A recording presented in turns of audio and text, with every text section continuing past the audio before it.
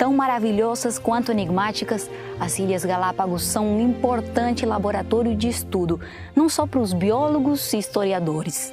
Pela sua formação num passado recente, pela impressionante força de erupções de vulcanos, vários deles ainda ativos no arquipélago, os geólogos e os paleontólogos também encontram aqui novas pesquisas a serem feitas. Hoje te convidamos a descobrir mais o que eles estão encontrando neste lugar e o que isso tem a nos dizer enquanto às origens.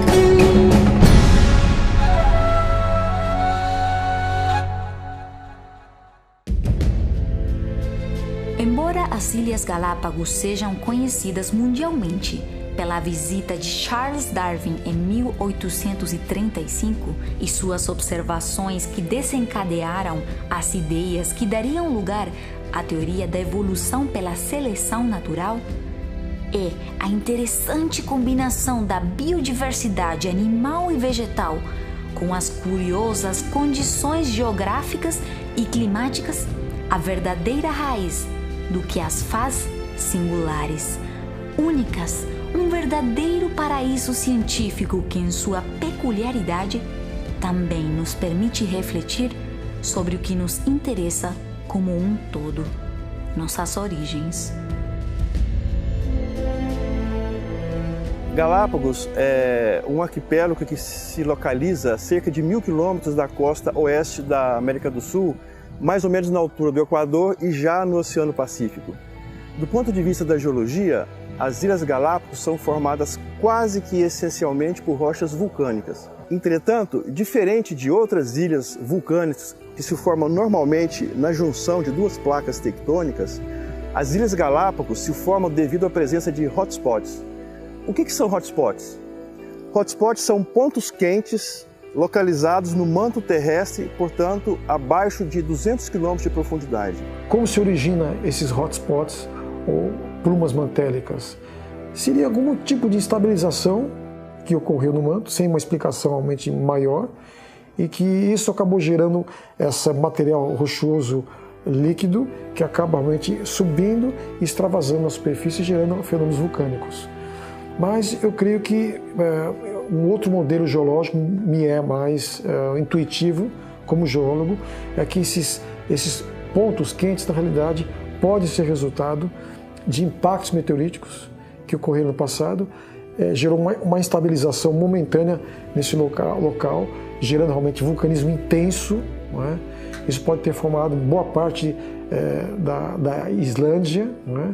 E, posteriormente, houve uma certa estabilização, mas é uma região ainda instável, que eventualmente pode surgir vulcanismo ainda, mas de maneira mais restrita. Nesses locais, a temperatura é muito quente, muito maior do que nas regiões vizinhas. Portanto, o material rochoso que está aí, por ser mais leve, ele tende a subir lentamente para a superfície por diferença de densidade. À medida que esse material vai aproximando do fundo dos oceanos, ele tende a fundir por alívio de pressão e produz uma grande quantidade de magma. Esse magma vai aflorar na superfície, gerando então as ilhas. O que tenho aqui ao meu lado, este buraco, é um túnel. Se conecta por baixo com outro buraco mais abaixo e mais para cima. É um túnel subterrâneo, do qual vemos somente estas aberturas, e se formou por uma corrente de lava. A lava se solidificou mais rapidamente nas margens, mas continuou fluindo no interior e seguiu correndo. E quando deixou de fluir, se formou um túnel no interior, um túnel de lava. A lava é magma. O magma sai do interior da Terra. Em alguns lugares, em grande abundância e por muito tempo, chegando a formar ilhas. Ilhas como esta linda ilha que estamos. a Ilha Isabela de Galápagos.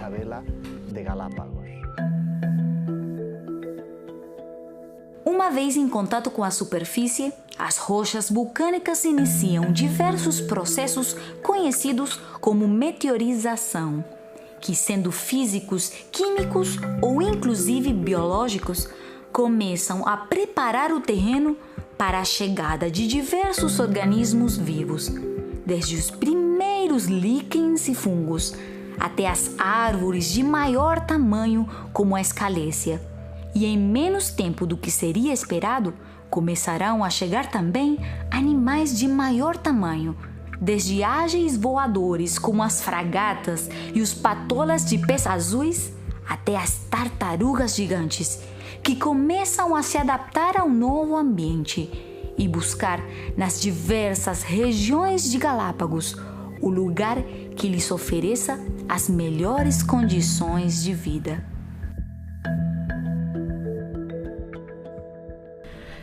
Existem basicamente dois tipos de fisionomia das ilhas nas Galápagos. Algumas têm elevações consideráveis e outras que são planas. As ilhas planas têm características áridas. Ali se encontra uma vegetação adaptada às condições xéricas, assim como os cactos ou espécies decíduas, como o pau-santo. E as ilhas que têm vulcões maiores.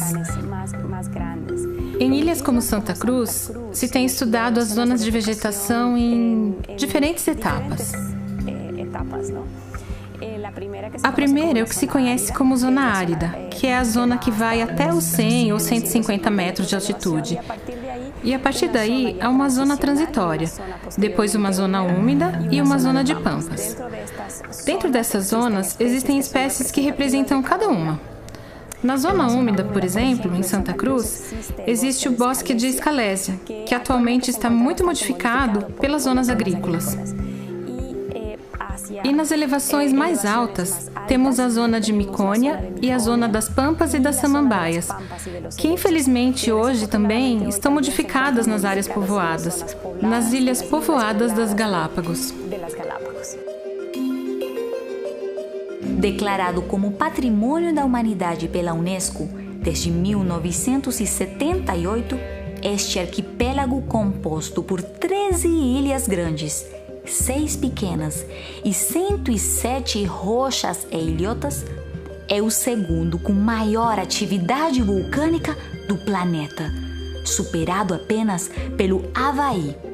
Este conjunto de ilhas localizado sobre a linha equatorial possui 4 vulcões ativos, entre eles o vulcão La Cumbre, um dos mais ativos do mundo.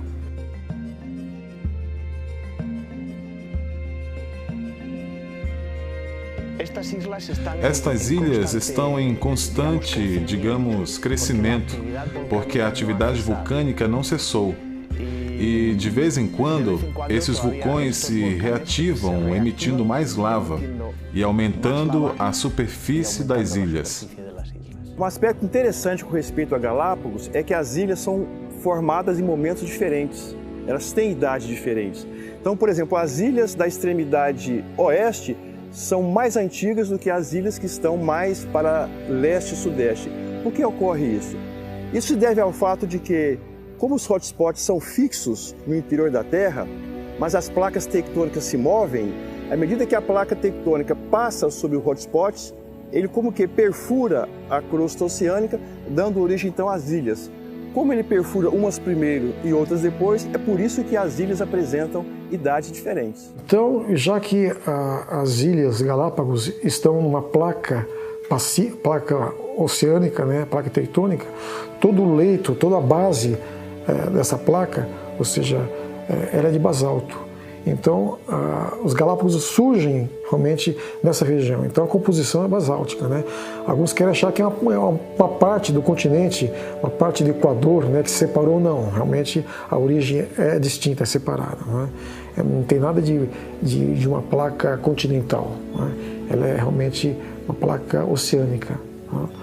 E a formação é recente, é tanto que os geólogos colocariam como sendo a partir mais ou menos do Pleistoceno Holoceno, um pouquinho antes, quem sabe Mioceno, né?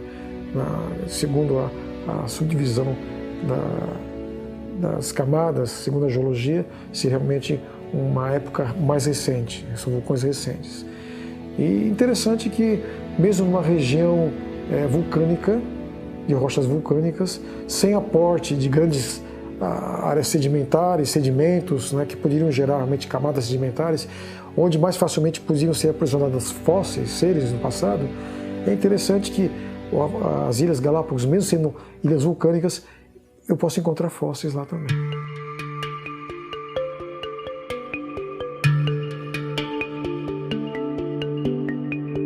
Desde os tempos de Darwin, as espécies de Galápagos foram apresentadas como ilustrações paradigmáticas dos processos de seleção natural, especiação e origem de novas espécies a partir de um ancestral comum.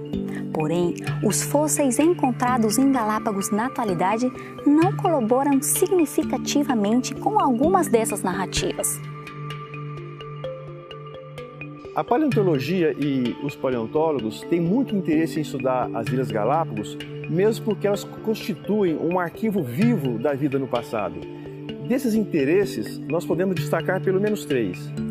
O primeiro seria entender como que se deu a diversificação das espécies e das suas características morfológicas.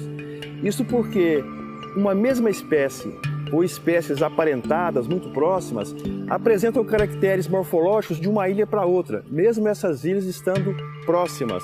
Ou seja, mudanças na forma do bico, mudança na forma das patas, são características que as espécies desenvolvem mesmo estando próximas das outras. Esse é um estudo interessante para a paleontologia. Um outro aspecto seria entender como teria sido o clima no passado em Galápagos, como está o clima hoje e, a partir daí, construir modelos que possam prever como serão as mudanças climáticas futuras, no sentido de você estabelecer metas para a preservação do ecossistema da ilha. E um terceiro aspecto importante seria entender como que a introdução de espécies novas e, portanto, não nativas à ilha estão impactando as espécies que vivem lá.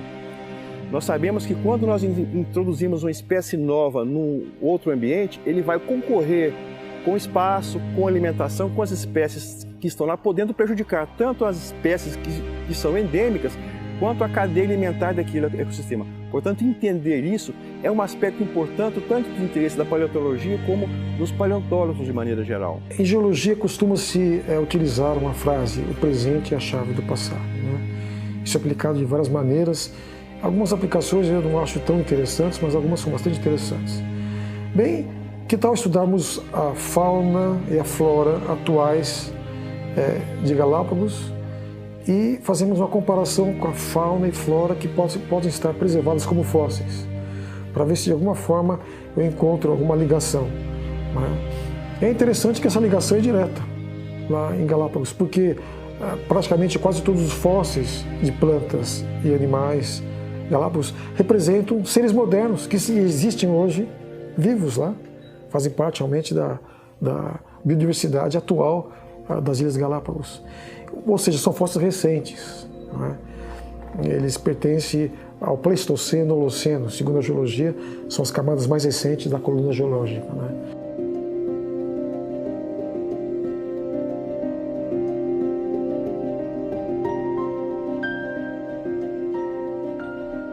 Os fósseis que se encontram aqui em Galápagos realmente nos dizem muito pouco sobre a história das ilhas.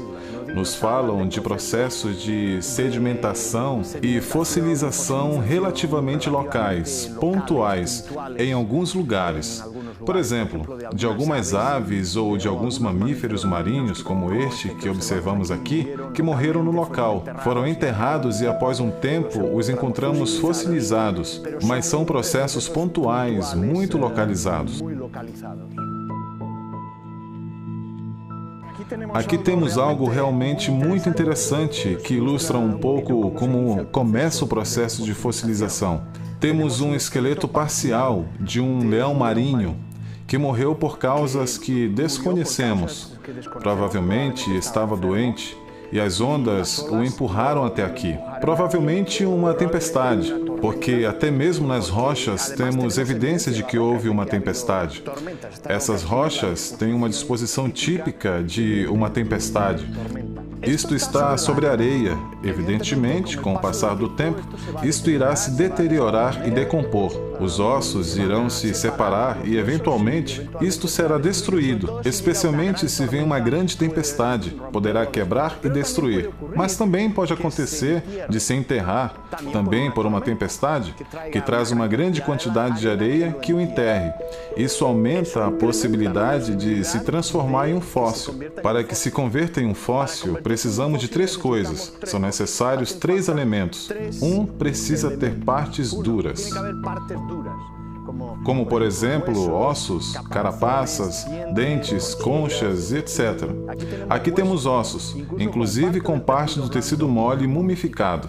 A segunda condição é que deve haver um enterramento rápido.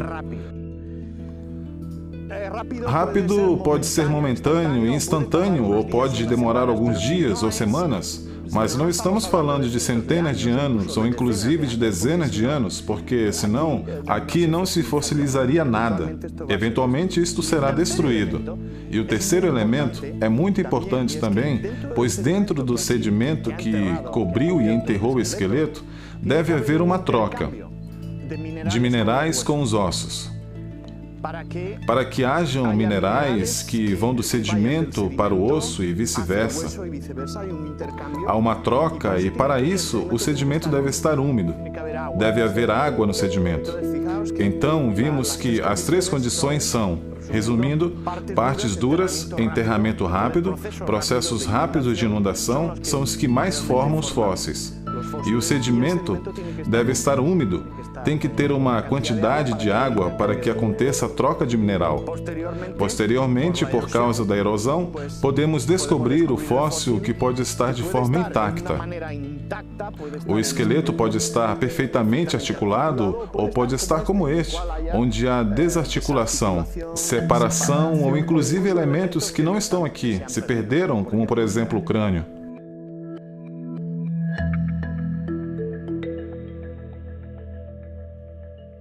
Os fósseis nas Ilhas Galápagos ocorrem em 3 situações distintas. A primeira delas, nós encontramos fósseis em sedimentos marinhos, de águas rasas, formado no fundo dos oceanos, nas imediações das ilhas. Nessas rochas estão presentes principalmente invertebrados marinhos, como moluscos, briozoários, corais. Posso encontrar próximo ao litoral regiões onde eu encontro sedimento contendo restos de seres de vertebrados marinhos. Uma região que já esteve mais baixa devido ao, quem sabe, ao levantamento da região, de alguma forma tectônico. Esses seres hoje podem ser encontrados em algumas rochas, mas são restos ósseos, não são aqueles fósseis como podemos, por exemplo, perceber que ocorrem em várias partes do mundo. Eu tenho o ser completo, aqui eu tenho um fóssil peixe, por exemplo, um animal que existiu no passado, e realmente ele ficou preservado inteirinho. Já no caso Galápagos, eu tenho, na realidade, nem peixes, são pequenas partes duras, né, conchinhas, né, foraminíferos, radiolários, menorzinhos ainda, partes mais duras, carapaças silicosas e carbonáticas desses seres que ficaram preservados.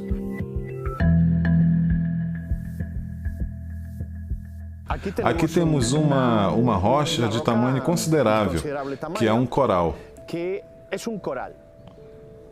É um coral que não sabemos se está fossilizado. Para afirmar isso, teríamos que fazer uma análise microscópica, fazer o que se conhece como lâmina delgada, observá-la em um microscópio para ver a mineralização. Mas é um coral que muito provavelmente foi expulso do fundo do mar por alguma tempestade aqui. E é muito interessante porque aqui temos 3 comunidades preservadas em forma de rocha. Temos o coral em si e temos algumas perfurações, como uns buraquinhos que estão revestidos em seu interior. Essas perfurações são perfurações feitas essencialmente por moluscos, bivalves. e aparecem também em muitos fósseis. São chamados de gastrochainolites, seu nome científico. E os bivalves perfuram ali e moram ali. E depois se alimentam das substâncias que eles obtêm da água. Então essa seria a segunda comunidade. Os bivalves não estão, mas a perfuração, os buracos que eles fizeram estão aqui. São esses furos que vemos aqui. Além disso, ainda existe outra comunidade que é de uns tubos, que nessa amostra existem muito poucos, mas há alguns tubos alongados que estão também cimentados ao coral. Esses tubos são feitos ou por moluscos gastrópodes, ou também por vermes tubícolas. E eles aparecem também por aqui, preservados.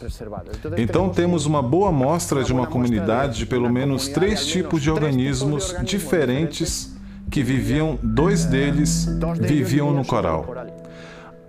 Aqui temos as perfurações feitas por estes bivalves perfuradores.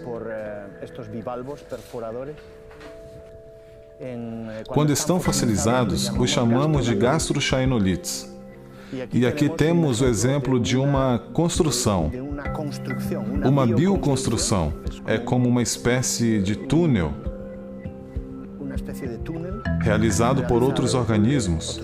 Poderia ser por um gastrópode, um molusco gastrópode ou por um verme tubícola como este.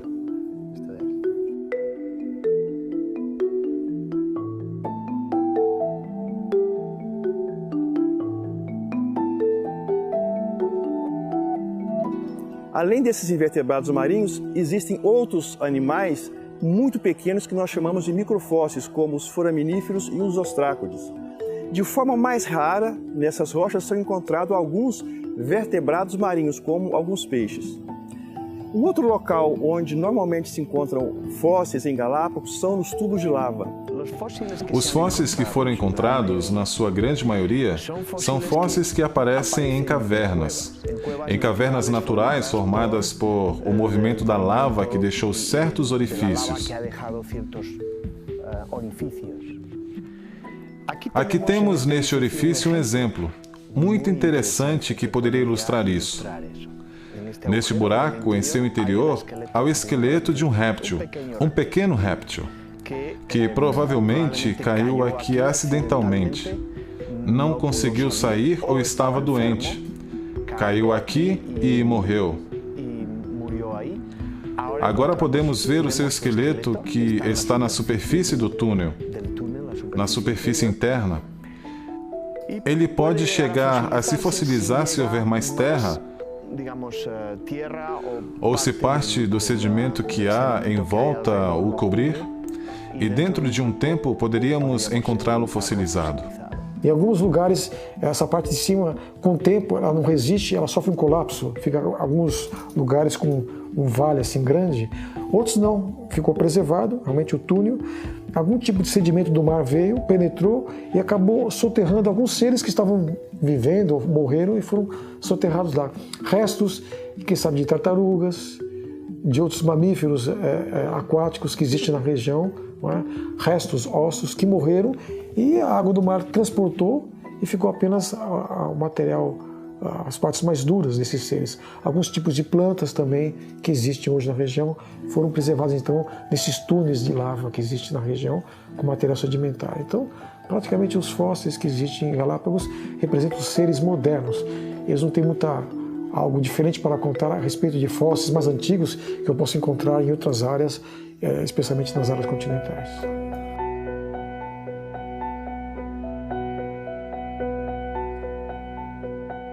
Poucos recentes.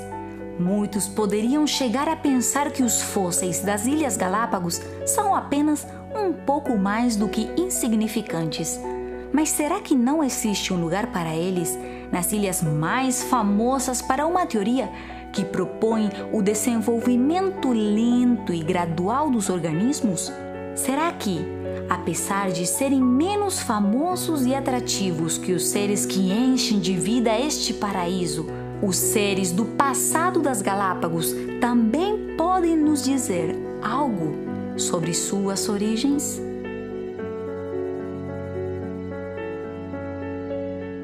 Interessante notar é que Galápagos, muito embora não tenha fósseis de maneira exuberante, inclusive mais antigos, né, que são mais interessantes para um paleontólogo, né, é considerado realmente um santuário de Darwin, né, um lugar onde Darwin esteve, né, e de alguma forma ele procurou desenvolver um raciocínio evolucionista a partir do que ele viu lá também. É interessante que, em termos de evolução, a ilha não tem muita coisa para os evolucionistas, porque eu diria que os próprios tentilhões, que são aves que ele estudou, mostrando realmente que elas podem ter um ancestral comum, isso de forma alguma corrobora a macroevolução, que realmente é o que deve ser valorizado por uma teoria científica, ou por uma teoria, melhor dizendo, no campo da evolução. Então, os tentilhões estão lá, né? Eles não refletem realmente uma evolução, né? Na verdade, microevolução sim, e a própria geologia da região, se eu for considerá-la em termos mais abrangentes, no meu entender, está mais ligada à catástrofe do que a eventos realmente lentos e graduais. Então, eu diria que, muito embora Darwin tenha passado por lá, eu creio que a ilha não oferece argumentos interessantes para quem realmente é evolucionista. Para quem é criacionista, eu diria que praticamente os fósseis que estão lá refletem a própria fauna e flora moderna, modernas que estão realmente presentes nos dias de hoje lá. E, de alguma forma, aquilo que nós sabemos que ocorreu hoje e ocorreu no passado, mas está muito bem representado, que é a microevolução. Então, um criacionista crê em microevolução, crê em mudanças de seres até um certo limite. Nós chamamos que os seres, no passado, foram criados tipos básicos, né?